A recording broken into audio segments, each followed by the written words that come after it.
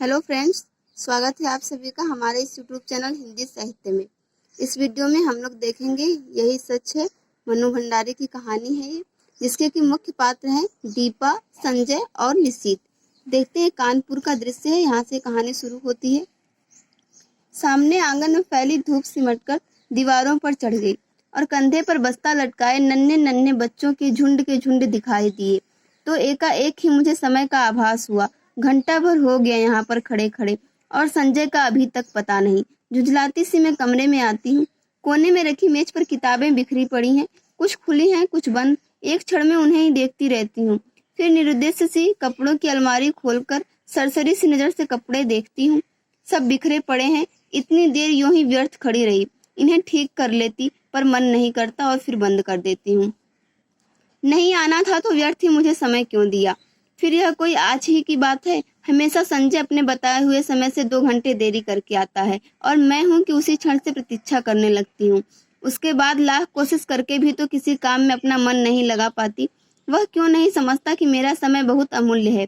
Thesis पूरी करने के लिए अब मुझे अपना सारा समय पढ़ाई में ही लगाना चाहिए, पर यह बात उसे कैसे समझाऊं। मेज पर बैठकर मैं फिर पढ़ने का उपक्रम करने लगती हूँ, पर मन है कि लगता ही नहीं। पर्दे के जरा से हिलने से दिल की धड़कन बढ़ जाती है और बार बार नजर घड़ी के सरकते हुए कांटों पर दौड़ जाती है। हर समय यह लगता है वह आया। तभी मेहता साहब की 5 साल की छोटी बच्ची झिझकती सी कमरे में आती है। आंटी, हमें कहानी सुनाओगी? नहीं, अभी नहीं, पीछे आना। मैं रुखाई से जवाब देती हूँ। वह भाग जाती है। ये मिसेज मेहता भी एक है। यूं तो महीनों शायद मेरी सूरत नहीं देखती, पर बच्ची को जब तब मेरा सिर खाने को भेज देती है। मेहता साहब तो फिर भी कभी कभी 8-10 दिन में खैरियत पूछ ही लेते हैं, पर वे तो बेहद अकड़ू मालूम होती हैं। अच्छा ही है, ज्यादा दिलचस्पी दिखाती तो क्या मैं इतनी आजादी से घूम फिर सकती थी। खट खट, वही परिचित पदध्वनि। तो आ गया संजय। मैं बरबस ही अपना सारा ध्यान पुस्तक में केंद्रित कर लेती हूँ। रजनीगंधा के ढेर सारे फूल लिए संजय मुस्कुराता सा दरवाजे पर आ खड़ा है। मैं देखती हूँ, पर मुस्कुराकर उसका स्वागत नहीं करती। हंसता हुआ वह आगे बढ़ता है और फूलों को मेज पर पटककर पीछे से मेरे दोनों कंधे दबाता हुआ पूछता है, बहुत नाराज हो? रजनीगंधा की महक से जैसे सारा कमरा महकने लगता है। मुझे क्या करना है नाराज होकर, रुखाई से मैं कहती हूँ।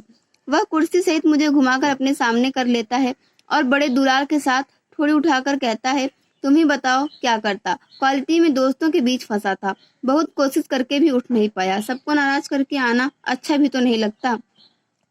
इच्छा होती है कह दूं, तुम्हें दोस्तों का ख्याल है, उनके बुरा मानने की चिंता है, बस मेरी ही नहीं, पर कुछ कह नहीं पाती।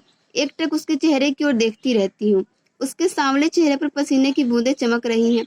कोई और समय होता तो मैंने अपने आंचल से इन्हें पोंछ दिया होता, पर आज नहीं। वह मंद मंद मुस्कुरा रहा है। उसकी आंखें क्षमा याचना कर रही हैं, पर मैं क्या करूं। तभी वह अपनी आदत के अनुसार कुर्सी के हत्थे पर बैठकर मेरे गाल सहलाने लगता है। मुझे उसकी बात पर गुस्सा आता है।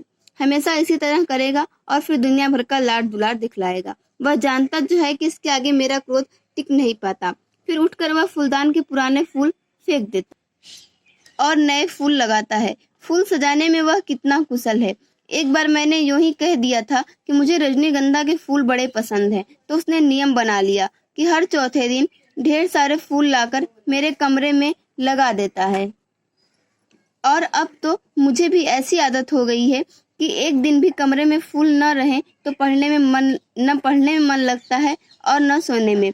ये फूल जैसे संजय की उपस्थिति का आभास देते रहते हैं। थोड़ी देर बाद हम घूमने निकल जाते हैं। एकाएक ही मुझे इरा के पत्र की बात याद आती है, जो बात सुनाने के लिए मैं सवेरे से ही आतुर थी। इस गुस्सेबाजी में उसे ही भूल गई थी। सुनो, इरा ने लिखा है कि किसी दिन भी मेरे पास इंटरव्यू का बुलावा आ सकता है, मुझे तैयार रहना चाहिए। कहाँ? कलकत्ता से? कुछ याद करते हुए संजय पूछता है और फिर एकाएक ही उछल पड़ता है। यदि तुम्हें वह जॉब मिल जाए तो मजा आ जाए दीपा, मजा आ जाए। हम सड़क पर हैं, नहीं तो अवश्य ही उसने आवेश में आकर कोई हरकत कर डाली होती। जाने क्यों मुझे उसका इस प्रकार प्रसन्न होना अच्छा नहीं लगता। क्या वह चाहता है कि मैं कलकत्ता चली जाऊं, उससे दूर? तभी सुनाई देता है, तुम्हें यह जॉब मिल जाए तो सच मैं भी अपना तबादला कलकत्ता ही करवा लूं, हेड ऑफिस में। यहाँ की रोज किचकिच से तो मेरा मन उब गया है। कितनी ही बार सोचा कि तबादले की कोशिश करूं, पर तुम्हारे ख्याल ने हमेशा मुझे बांध लिया। ऑफिस में शांति हो जाएगी, पर मेरी शामें कितनी वीरान हो जाएंगी। उसके स्वर की आर्द्रता ने मुझे छू लिया। एकाएक ही मुझे लगने लगा कि बड़ी रात सुहावनी हो चली है। हम दूर निकलकर अपनी प्रिय टेकरी पर आकर बैठ जाते हैं। दूर दूर तक हल्की सी चांदनी फैली हुई है और शहर की तरह यहाँ का वातावरण धुएं से भरा हुआ नहीं है। वह दोनों पैर फैलाकर बैठ जाता है और घंटों मुझे अपने ऑफिस के झगड़े की बातें सुनाता है और फिर कलकत्ता जाकर साथ जीवन बिताने की योजनाएं बनाता है। मैं कुछ नहीं बोलती, बस एकटक उसे देखती हूँ, देखती रहती हूँ। जब वह चुप हो जाता है तो बोलती हूँ, मुझे तो इंटरव्यू में जाते हुए बड़ा डर लगता है। पता नहीं कैसे क्या पूछते होंगे। मेरे लिए तो यह पहला मौका है। वह खिलखिलाकर हंस पड़ता है। तुम भी एक ही मूर्ख हो। घर से दूर यहाँ कमरा लेकर अकेली रहती हो, रिसर्च कर रही हो, दुनिया भर में घूमती फिरती हो और इंटरव्यू के नाम से डर लगता है क्यों? और गाल पर हल्की सी चपत जमा देता है। फिर समझाता हुआ कहता है, और देखो आजकल ये इंटरव्यू आदि तो सब दिखावा मात्र होते हैं। वहाँ किसी जान पहचान वाले से इन्फ्लुएंस डलवाना जाकर। पर कलकत्ता तो मेरे लिए एकदम नई जगह है। वहाँ ईरा को छोड़कर मैं किसी को जानती भी नहीं। अब उन लोगों की कोई जान पहचान हो तो बात दूसरी है। असहाय सी मैं कहती हूँ, और किसी को नहीं जानती? फिर मेरे चेहरे पर नजरें गड़ाकर पूछता है, निषिद्ध भी तो वही है। होगा, मुझे क्या करना है उससे? मैं एकदम ही भन्नाकर जवाब देती हूँ। पता नहीं क्यों मुझे लग ही रहा था कि अब वह यही बात कहेगा। कुछ नहीं करना, वह छेड़ने के लहजे में कहता है।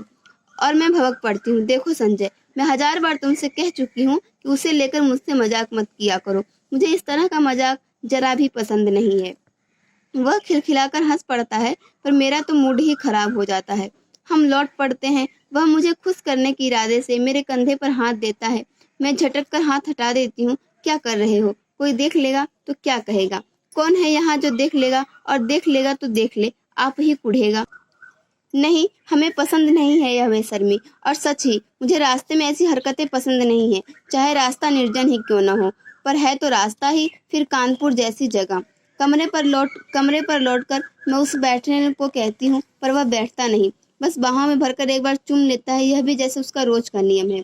वह चला जाता है। मैं बाहर बालकनी में निकलकर उसे देखती रहती हूँ। उसका आकार छोटा होते होते सड़क के मोड़ पर जाकर लुप्त हो जाता है। मैं उधर ही देखती रहती हूँ, निरुद्देश्य सी, खोई खोई सी। फिर आकर पढ़ने बैठ जाती हूँ। रात में सोती हूँ तो देर तक मेरी आंखें मेज पर लगे रजनीगंधा के फूलों को ही निहारती रहती हैं। जाने क्यों अक्सर मुझे भ्रम हो जाता है कि ये फूल नहीं हैं, मानो संजय की अनेकानेक आंखें हैं जो मुझे देख रही हैं, सहला रही हैं, दुलरा रही हैं। और अपने को यूं असंख्य आंखों से निरंतर देखे जाने की कल्पना से ही मैं लजा जाती हूँ। मैंने संजय को भी एक बार यह बात बताई थी तो वह खूब हंसा था, और फिर मेरे गालों को सहलाते हुए उसने कहा था कि मैं पागल हूँ, निरी मूर्खा हूँ। कौन जाने, शायद उसका कहना ही ठीक हो, शायद मैं ही पागल हूँ। कानपुर का दृश्य है। मैं जानती हूँ संजय का मन निषिद्ध को लेकर जब तब सशंकित हो उठता है, पर मैं उसे कैसे विश्वास दिलाऊं कि मैं निषिद्ध से नफरत करती हूँ। उसकी याद मात्र से मेरा मन घृणा से भर उठता है। फिर 18 वर्ष की आयु में किया हुआ प्यार भी कोई प्यार होता है? भला निरा बचपन होता है, महज पागलपन।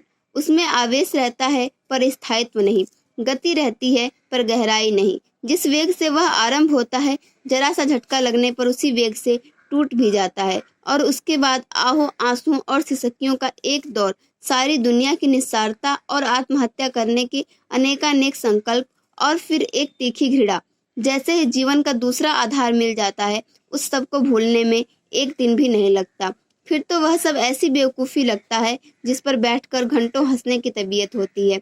तब एकाएक ही इस बात का एहसास होता है कि ये सारे आंसू, ये सारी आहें उस प्रेमी के लिए नहीं थे, वरन जीवन की उस रिक्तता और शून्यता के लिए थे जिसने जीवन को नीरस बनाकर बोझिल कर दिया था। तभी तो संजय को पाते ही मैं निषिद्ध को भूल गई। मेरे आंसू हंसी में बदल गए और आहों की जगह किलकारियां गूंजने लगी। पर संजय है कि जब तब निषिद्ध की बात को लेकर व्यर्थ ही खिन्नसा हो उठता है। मेरे कुछ कहने पर वह खिलखिला अवश्य पड़ता है, पर मैं जानती हूँ वह पूर्ण रूप से आश्वस्त नहीं है। उसे कैसे बताऊं कि मेरे प्यार का, मेरी कोमल भावनाओं का, भविष्य की मेरी अनेकानेक योजनाओं का एकमात्र केंद्र संजय ही है। यह बात दूसरी है कि चांदनी रात में किसी निर्जन स्थान पर पेड़ तले बैठकर भी मैं अपनी थीसिस की बात करती हूँ, या वह अपने ऑफिस की मित्रों की बातें करता है, या हम किसी और विषय पर बात करने लगते हैं, पर यह मतलब तो नहीं कि हम प्रेम नहीं करते। वह क्यों नहीं समझता कि आज हमारी भावुकता यथार्थ में बदल गई है। सपनों की जगह हम वास्तविकता में जीते हैं। हमारे प्रेम को परिपक्वता मिल गई है, जिसका आधार पाकर वह अधिक गहरा हो गया है, स्थायी हो गया है। पर संजय को कैसे समझाऊं यह सब? कैसे उसे बताऊं कि निशिथ ने मेरा अपमान किया है, ऐसा अपमान जिसकी कचोट से मैं आज भी तिलमिला रही हूँ।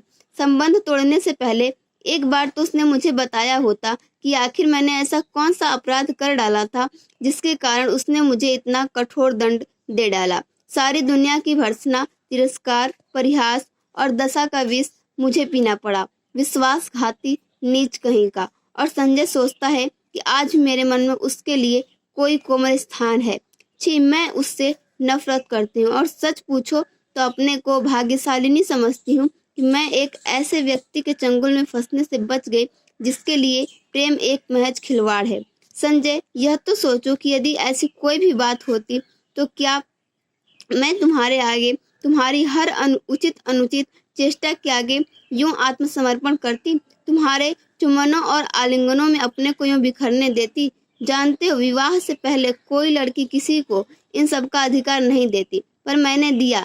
क्या केवल इसलिए नहीं कि मैं तुम्हें प्यार करती हूँ, बहुत बहुत प्यार करती हूँ। विश्वास करो संजय, तुम्हारा मेरा प्यार ही सच है। निशिथ का प्यार तो मात्र छल था, भ्रम था, झूठ था। परसों मुझे कलकत्ता जाना है। सच बड़ा डर लग रहा है, कैसे क्या होगा। मान लो इंटरव्यू में बहुत नर्वस हो गई तो? संजय को कह रही हूँ कि वह भी साथ चले, पर उसे ऑफिस से छुट्टी नहीं मिल सकती है। एक तो नया शहर, फिर इंटरव्यू। सच अपना कोई साथ होता तो बड़ा सहारा मिल जाता।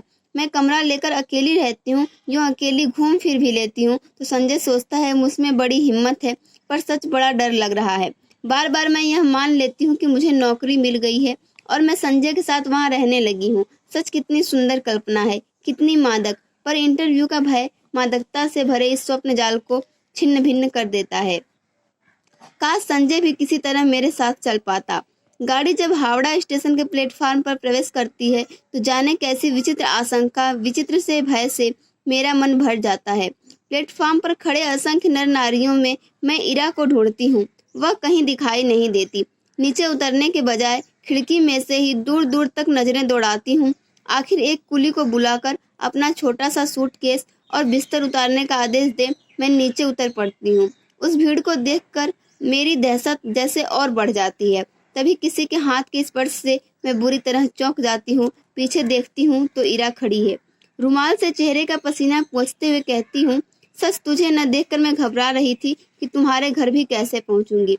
बाहर आकर हम टैक्सी में बैठते हैं। अभी तक मैं स्वस्थ नहीं हो पाई हूँ। जैसे ही हावड़ा पुल पर गाड़ी पहुँचती है, हुगली के जल को स्पर्श करती हुई ठंडी हवाएं तन मन को एक ताजगी से भर देती हैं। इरा मुझे इस पुल की विशेषता बताती है और मैं विस्मित उस पुल को देखती हूँ। दूर दूर तक फैले हुगली के विस्तार को देखती हूँ। उसकी छाती पर खड़ी और विहार करती अनेक नौकाओं को देखती हूँ, बड़े बड़े जहाजों को देखती हूँ। उसके बाद बहुत ही भीड़ भरी सड़कों पर हमारी टैक्सी रुकती रुकती चलती है। ऊंची ऊंची इमारतों और चारों ओर के वातावरण से कुछ विचित्र सी विराटता का आभास होता है और इस सब के बीच जैसे मैं अपने को बड़ा खोया खोया सा महसूस करती हूँ। कहाँ पटना और कहाँ कानपुर और कहाँ यह कलकत्ता। सच मैंने बहुत बड़े शहर देखे ही नहीं। सारी भीड़ को चीरकर हम रेड रोड पर आ जाते हैं। चौड़ी शांत सड़क, मेरे दोनों ओर लंबे चौड़े खुले मैदान। क्यों इरा, कौन कौन लोग होंगे इंटरव्यू में? मुझे तो सच बड़ा डर लग रहा है। अरे सब ठीक हो जाएगा, तू और डर। हम जैसे डरें तो कोई बात भी है? जिसने अपना सारा कैरियर अपने आप बनाया वह भला इंटरव्यू में डरे? फिर कुछ देर ठहर कर कहती है, अच्छा भैया भाभी तो पटना ही होंगे, जाती है कभी उनके पास भी या नहीं? कानपुर आने के बाद एक बार गई थी, कभी कभी यूं ही पत्र लिख देती हूँ। भाई कमाल के लोग हैं, बहन को भी नहीं निभा सके। मुझे यह प्रसंग कतई पसंद नहीं। मैं नहीं चाहती कि कोई इन विषय पर बातें करे। मैं मौन ही रहती हूँ। इरा का छोटा सा घर है, सुंदर ढंग से सजाया हुआ। उसके पति के दौरे पर जाने की बात सुनकर मुझे अफसोस हुआ था। वे होते तो कुछ मदद ही करते, पर फिर एकाएक लगा कि उनके अनुपस्थिति में मैं शायद अधिक स्वतंत्रता का अनुभव कर सकूं। उनका बच्चा भी बड़ा प्यारा है। शाम को इरा मुझे कॉफी हाउस ले जाती है। अचानक मुझे वहां निशिथ दिखाई पड़ता है। मैं शक पकाकर नजर घुमा लेती हूँ, पर वह हमारी मेज पर ही आ पहुँचता है। विवश होकर मुझे उधर देखना पड़ता है, नमस्कार भी करना पड़ता है, इरा का परिचय भी करवाना पड़ता है। इरा पास की कुर्सी पर बैठने का निमंत्रण दे देती है। मुझे लगता है मेरी सांस रुक जाएगी। कब आई? आज सवेरे ही। अभी ठहरोगी? ठहरी कहाँ हो? जवाब इरा देती है। मैं देख रही हूँ निशित बहुत बदल गया है। उसने कवियों की तरह बाल बढ़ा लिए हैं। यह क्या शौक चल रहा है? उसका रंग स्याह पड़ा गया है। वह दुबला भी हो गया है। विशेष बातचीत नहीं होती, हम लोग उठ पड़ते हैं। इरा को मुन्नू की चिंता सता रही थी और मैं घर पहुंचने को उतावली हो रही थी। काफी हाउस में धर्मतल्ला तक वह पैदल चलता हुआ हमारे साथ आता है। इरा ही उससे बात कर रही है, मानो वह इरा का ही मित्र हो। इरा अपना पता समझा देती है और वह दूसरे दिन 9 बजे आने का वायदा करके चला जाता है। पूरे 3 साल बाद निशित का यूं मिलना, न चाह कर भी जैसे सारा अतीत आंखों के सामने खुल जाता है। किंतु दुबला हो गया है निशित। लगता है जैसे मन में कोई गहरी पीड़ा छिपाए बैठा है। मुझसे अलग होने का दुख तो नहीं साल रहा इसे। कल्पना चाहे कितनी ही मधुर क्यों न हो, एक तृप्ति युक्त आनंद देने वाली क्यों न हो, पर मैं जानती हूँ यह झूठ है। यदि ऐसा ही था तो कौन उसे कहने लगा था कि तुम इस संबंध को तोड़ दो? उसे अपनी इच्छा से ही तो यह सब किया था। एकाएक ही मेरा मन कटु हो उठता है। यही तो है वह व्यक्ति जिसने मुझे अपमानित करके सारी दुनिया के सामने छोड़ दिया था, महज उपहास का पात्र बनाकर। क्यों नहीं मैंने उसे पहचानने से इनकार कर दिया? जब वह मेज के पास आकर खड़ा हुआ तो क्यों नहीं मैंने कह दिया कि माफ कीजिए, मैं आपको पहचानती नहीं। जरा उसका खिसियाना तो देखती।